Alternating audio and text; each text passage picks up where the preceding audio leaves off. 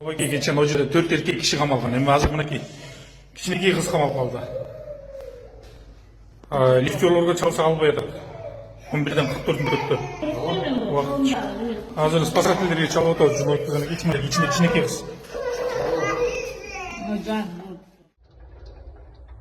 Фейсбукта жарыяланган жанагы кичинекей бала лифтте калып калган боюнча келип, ошол лифттин ичинде отурабыз.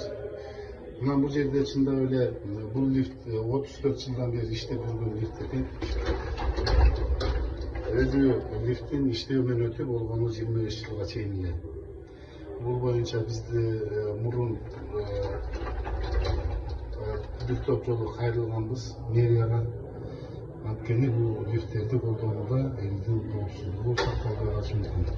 Мына жерден карасак эле азыркы биз 3-этаждан турганда шахты лифт бар. Экөөнүн ортосундагы ачык жер аябай чоң. Анткени бул жер 3 сантиметрден ашык болбош керек болчу. Бул жер коопсуздукка жатпайт.